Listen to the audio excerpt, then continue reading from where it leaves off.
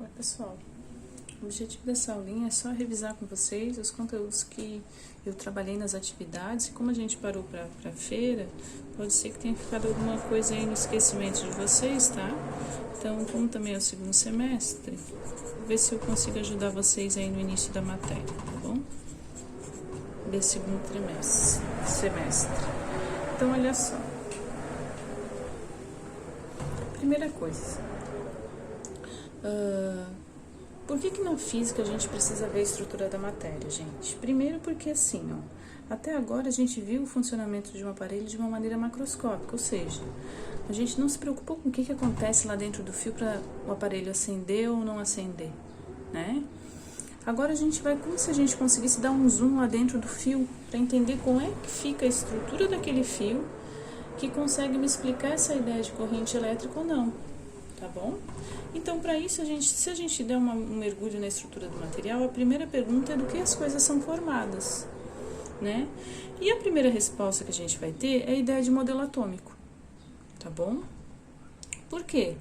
Porque depois de muito se pensar, começou a se elaborar modelos que dessem conta de responder à realidade, né? Importante, um modelo não é uma coisa que a gente pode ver, né? É uma elaboração que explica muito bem a realidade. Eu costumo falar para os alunos o seguinte, ó. Deixa eu pegar aqui um outro papel para não começar a aula. Que eu posso pensar que isso daqui pode ser um modelo dependendo da minha pergunta. Por exemplo, se em uma sala de aula eu quiser saber quantos alunos tem, se cada aluno eu substituir por um bonequinho desse palitinho, que é um modelo, vai me dar conta de responder o número de alunos da sala, né? Então, isso é um modelo que serve para responder uma realidade. Agora, se as minhas perguntas forem melhorando, por exemplo, se eu quiser saber, através desse modelo, quantos alunos têm cabelo curto ou cabelo comprido, eu vou ver que esse modelo não dá conta. Então, eu precisaria aperfeiçoar o modelo, por exemplo, criar a ideia de cabelo. Então, importante, quando a gente vê a ideia de modelo atômico, é como se fosse um bonequinho, palitinho indo evoluindo para responder à nossa realidade que a gente precisa, tá? Espero que vocês tenham entendido que isso é um modelo. O bonequinho, palitinho não é a realidade, mas ele responde bem à realidade. Modelo atômico, professora. Alguém alguma vez na vida já viu um átomo? Não, mas ele responde muito bem à realidade, então ele dá conta de exemplificar uma série de fenômenos, por isso a gente chama ele de modelo atômico, tá?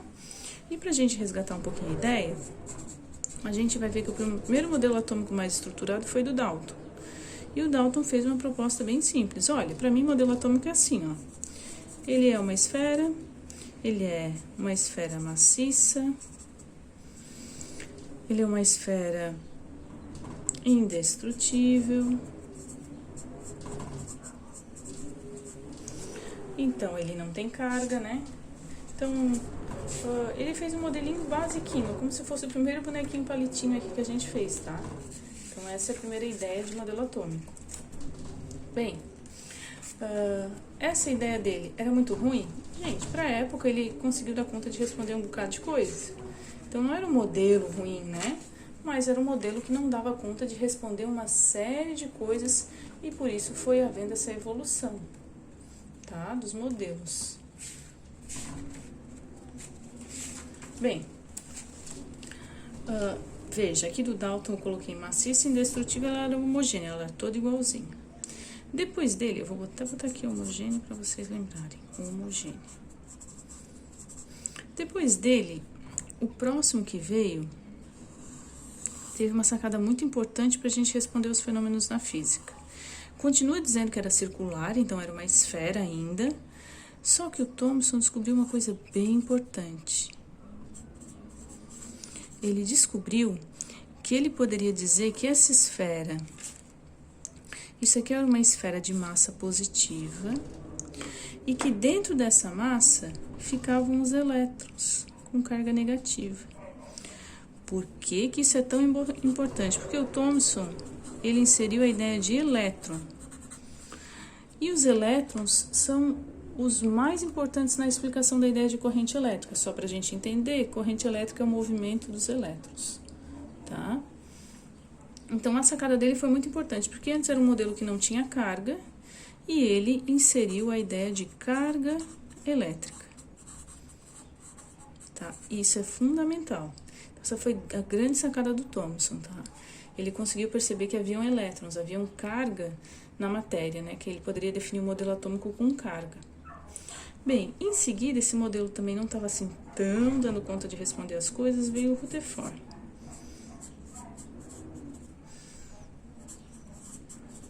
Bem, o Rutherford, ele fez um experimento bem simplesinho, vou ver se eu consigo explicar aqui para vocês. Ele pegou uma lâmina de ouro bem fininha, então com pouquinhos átomos dá pra gente pensar assim. E nessa lâmina, ele incidiu aqui um raio, que são partículas, como se fosse um monte de bolinhas, porque toda a matéria pode ser definida assim como uma esfera com carga, né?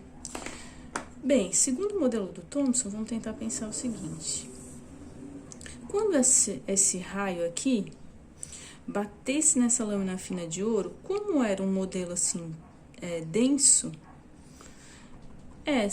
esses raios teriam que retornar. Mas o que o Rutherford percebeu? Ele percebeu o seguinte, que muitos raios desse eram refletidos e a maioria passava direto. A maioria aqui passava direto, tá?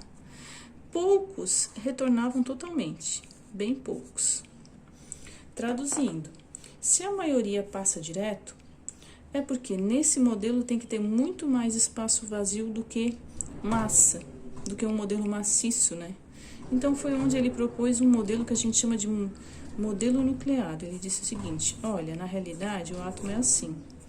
Ele tem um núcleo com carga positiva e ao redor desse núcleo ele tem os elétrons orbitando aqui, tá? Então, o que ele disse? Ele tem um núcleo, onde ficam as cargas positivas, que são os prótons, e ele tem a eletrosfera, onde ficam os elétrons. Tá? Então, esse é o chamado primeiro modelo nucleado ou modelo planetário, porque é semelhante ao sistema solar, enfim. A sacada dele foi muito importante, por quê? Entre o núcleo e os elétrons tinha muito espaço vazio. Por isso que a maioria das partículas passava direto sem perceber nada. Que é a comparação de que o núcleo é uma bola de futebol no centro de um gramado de um estádio de futebol grande, que no vídeo ele colocou como Maracanã, e na arquibancada ficam orbitando os elétrons. Então, tem muita distância entre o núcleo e os elétrons, tá? É claro que o meu desenho aqui não favorece isso. Muito espaço vazio, onde passava a maioria desses raios, tá? Então, o Rutherford conseguiu responder um pouquinho mais de algumas coisas interessantes. Qual era o problema desse modelo do Rutherford? Ele não conseguia explicar por que esse elétron não era atraído em direção ao núcleo e caía.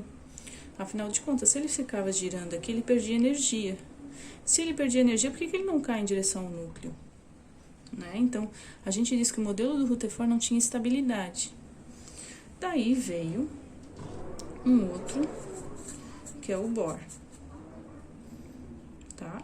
O que o Bohr fez de tão diferente?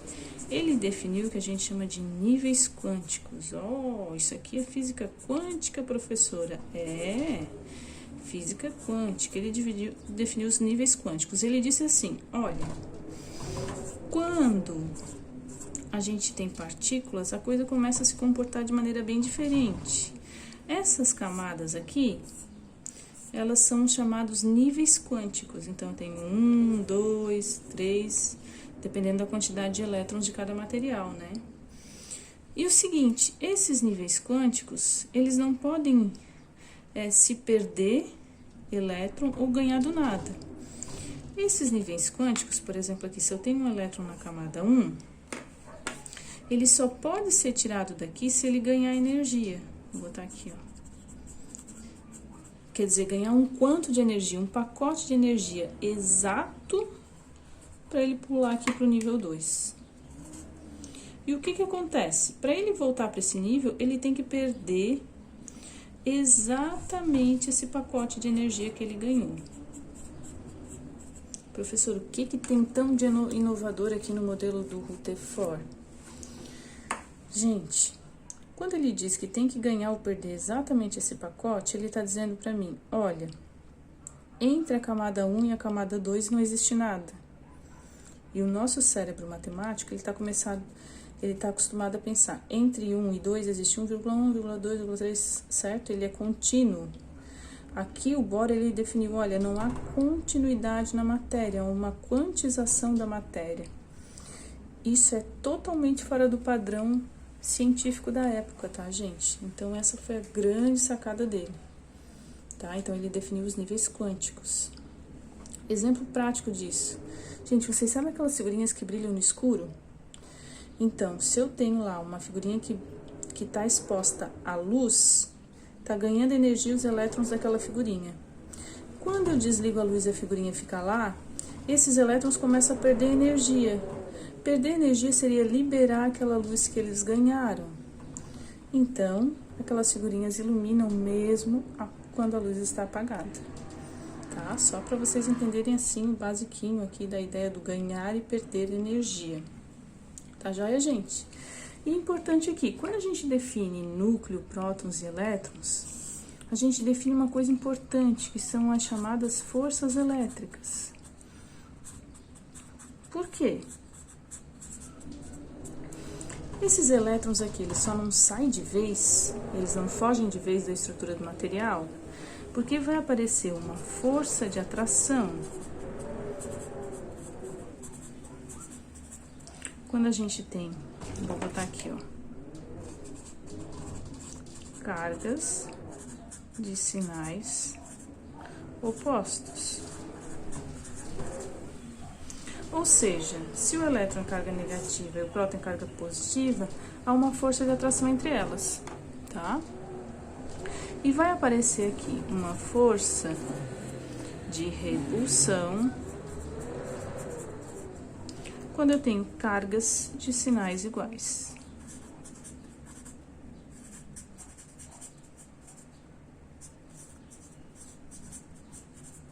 Joia? Então, são as chamadas forças elétricas, né? Forças de natureza de elétrica, ou seja, que tem relação com carga. Sinais iguais, desculpa, repulsão, sinais opostos, atração, tá? Por isso que aqui os elétrons tentam ficar o mais distantes uns dos outros possíveis. O mesmo ocorre no núcleo, só que como o núcleo tem uma dimensão muito pequena, a gente diz que surge uma outra força de outra natureza, que são as chamadas forças nucleares, tá? Mas a gente vai ver que se cargas são de mesmo sinal, a tendência sempre é uma ficar afastada da outra o máximo que conseguir, tá? Para finalizar aqui a nossa revisão, então a gente vai ver o seguinte, olha, pelo que a gente viu, então a gente vai ver que um objeto, ele está sempre no chamado estado neutro. O que é um estado neutro, para a gente entender, de carga?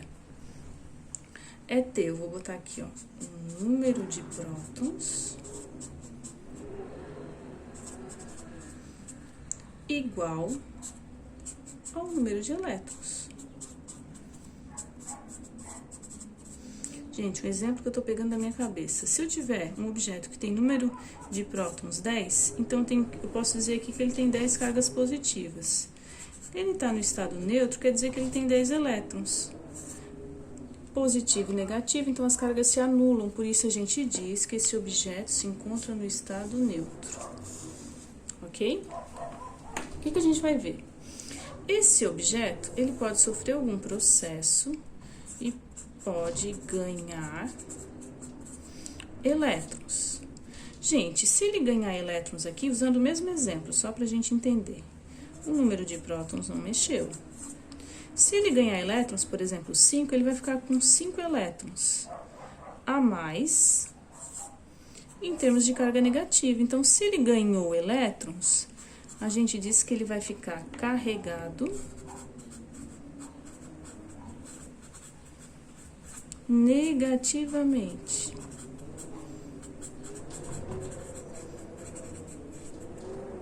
Já se ele perder elétrons, então vamos, número de prótons a gente não mexeu, já vou conversar sobre isso. Mas o número de elétrons no estado neutro, ele tinha 10. Se ele perder 5, ele vai ficar só com 5. Exemplo, tá? Tô chutando aqui. Então, ele ficou com 5 cargas positivas a mais. Então, a gente diz que ele fica carregado positivamente. Joia? Então, ele fica negativo quando ele tem carga elétrica negativa a mais. E ele fica positivo quando ele tem carga positiva a mais. Professora, ele pode ganhar ou perder prótons? Não, gente. Vou botar até um aviso aqui em vermelho. O objeto ou o átomo nunca ganha ou perde prótons. Professora, por que não, gente? Porque se a gente for olhar o modelo atômico, os prótons ficam no núcleo. Então, fica na parte mais interna do átomo. Não é fácil mexer na parte interna do núcleo do átomo, só em processos específicos que são as chamadas reações nucleares. Então, vou circular bem aqui. Um objeto, um átomo, nunca ganha ou perde prótons, tá?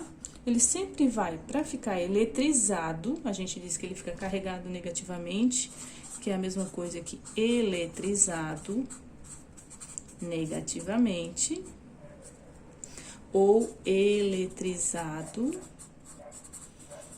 positivamente, quando ele ganha ou perde elétrons, nunca prótons. Por que nunca prótons? Porque prótons fica lá no núcleo do átomo.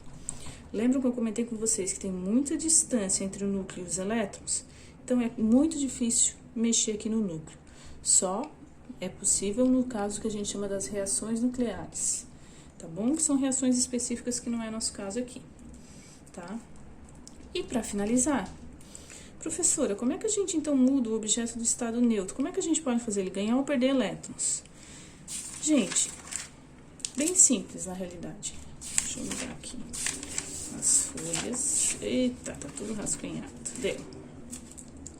Existem 3 processos do que a gente chama, vou botar aqui, ó, que são os processos de eletrização.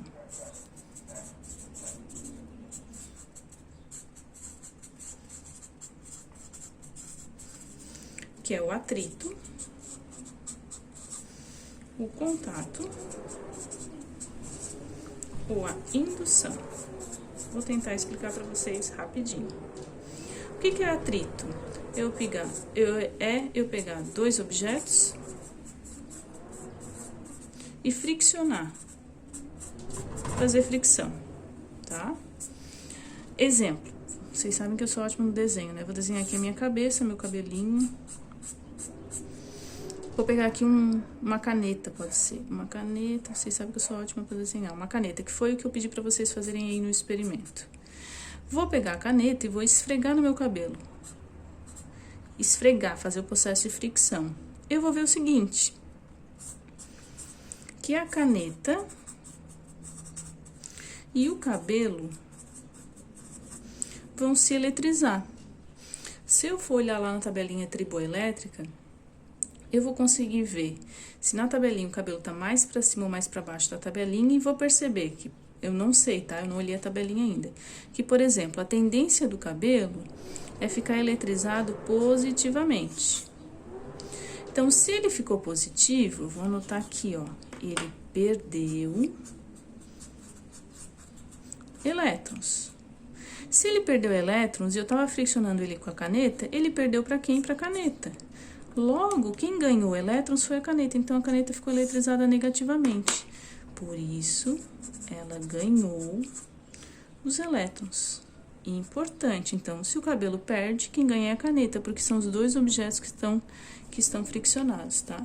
Então, a mesma quantidade de elétrons que esse perdeu, esse daqui tem que ter ganhado. nesse processo de eletrização por atrito. Vou repetir.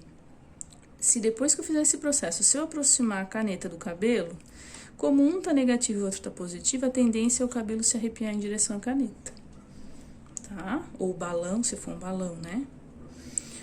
Bem, professor, e a eletrização por contato? Eletrização por contato, eu preciso de um objeto já eletrizado,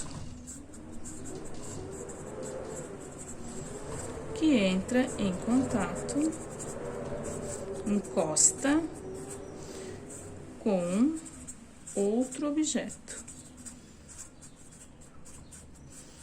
Gente, esse aqui é o clássico choque elétrico. Então, eu tenho um fio que já tem elétron em excesso e encosto na minha pele. Logo, vou tomar um choque. Então, foi eletrizado por contato. Um exemplo simplesinho disso. Vocês já tomaram choque na lataria de um carro?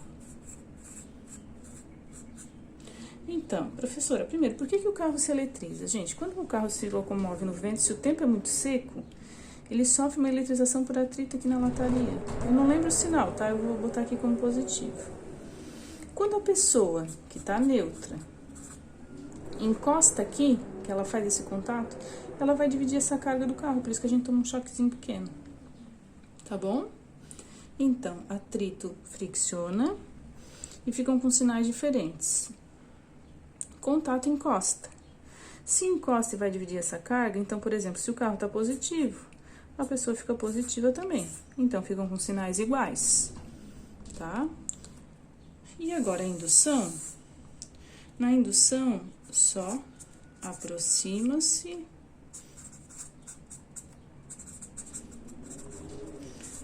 o objeto eletrizado do neutro. Exemplo clássico de eletrização por indução. Por que eu não posso estar numa área descampada em dia de tempestade? Primeiro, por quê? A nuvem, gente, de tempestade, ela se forma pelo atrito das massas de ar. Então, processo de eletrização por atrito. Então, ela posso ter tanto nuvem eletrizada negativamente quanto positivamente. Então, aqui, ó, eletrizada negativamente é muita carga elétrica. Se eu não tenho nada, ela tem essa distância toda da Terra.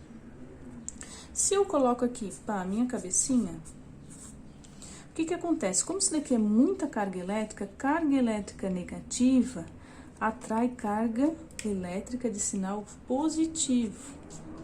Então, é como se ela induzisse, indução, aproxima sem encostar, na minha carga, a divisão, como se a minha parte mais próxima da nuvem viesse as cargas positivas e nos meus pés ficassem as negativas. Então, nesse processo de indução, que há uma atração, é muito mais fácil, porque é uma força de atração, que essa descarga elétrica em forma de raio atinge a minha cabeça, tá? Importante. Nesse processo é indução, sem contato. Quando o raio cai na minha cabeça, que eu morri, é contato, né? Que daí eu já recebi aquela descarga elétrica. Beleza? Gente, espero que isso aqui ajude vocês a rever aí os processos de eletrização. Então, esse momento é para vocês reverem isso. E eu vou tentar marcar com vocês uma videoaula para eu trabalhar com vocês ao vivo a ideia de força elétrica, como é que eu calculo essa força que ocorre aqui entre essas cargas, e campo elétrico também. Tá bom? Espero que ajude vocês aí. Um abração, tá? Até mais.